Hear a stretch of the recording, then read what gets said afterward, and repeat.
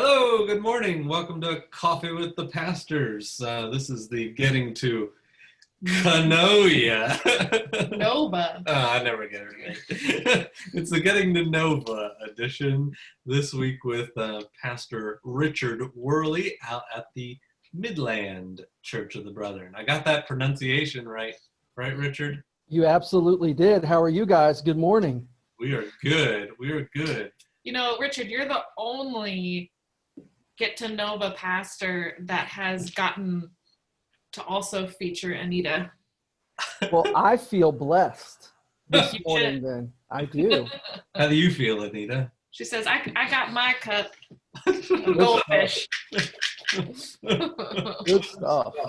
Yum, yum.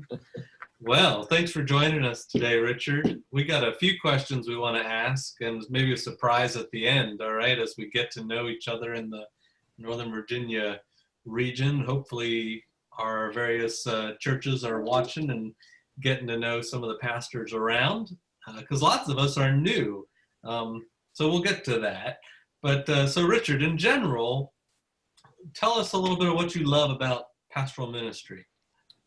Well, pastoral ministry to me, I think that I like the possibility to affect those around me positively, right?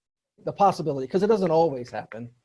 But the possibility to be a positive influence in the lives of people that you encounter in the church, young children in the church. I was walking into Walgreens just a couple of days ago to pick up a prescription, and I hear from across the parking lot, "Hey, Pastor Richard!" screaming, and you know, we have a school here, the Midland Christian Academy here, and it was one of the students who I hadn't seen since the pandemic started, and he was just so excited to be able to see me, and I was excited to see him as well.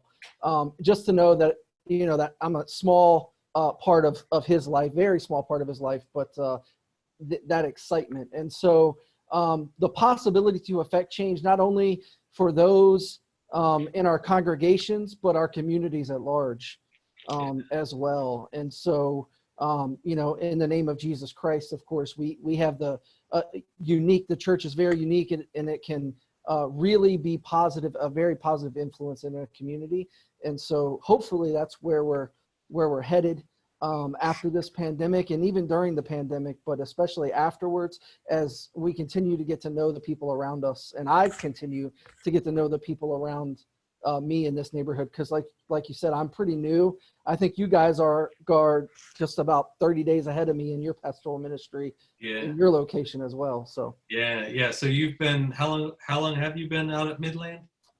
September 1st was my first day. Yeah, and we were even less than 30 days. Two weeks before Maybe that. 2 weeks before you started. We started at Oakton. So yeah, you and us, and Matt was a couple months before us, I guess. But Matt's got about a year in now, I believe. Pretty close. Pretty close. Yeah, I was just getting my feet wet, and I'm sure you guys were too. And then the pandemic starts, and then we have to rethink pastoral ministry on the fly as we're just getting to know the people in our congregations and the people in our community. So Exactly. Everything's just a little bit on hold. So the next question is kind of geared towards your location, to try and understand a little bit about what's exciting going on at your church. As you've said, you know, we're just kind of scratching the surface a little bit as to what really these places are about. But what are some of the things that make ministry exciting, interesting out of Midland? I think that the most exciting thing for me personally is that I actually grew up in this community. Cool. And so for me, it was a homecoming of sorts. So I knew some people in my congregation just because of it's the community that I grew up in. And so I knew a few people from that, and the people in here, you know my family, and whether that's good or bad or indifferent.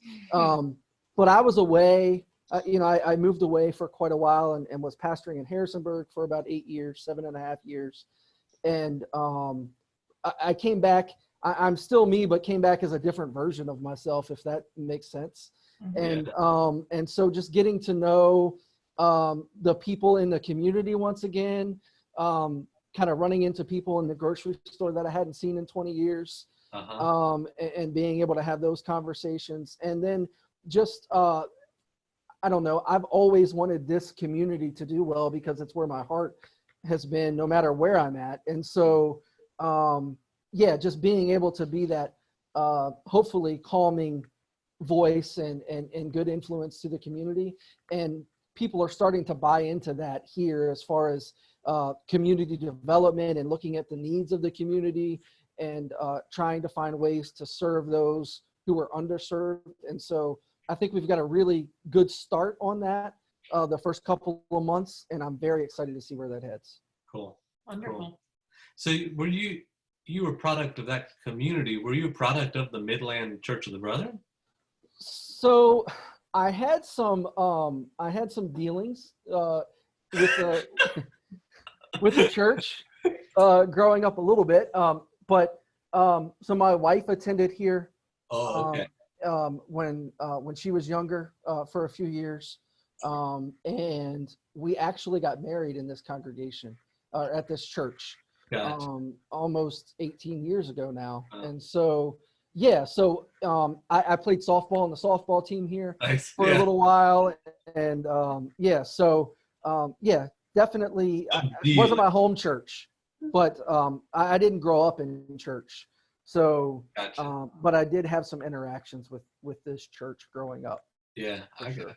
Well, that's cool. I'm glad that you can return to serve the community now. And I like the way you talk about it in terms of serving the community, and as if the church, being a pastor, means you serve the community, right?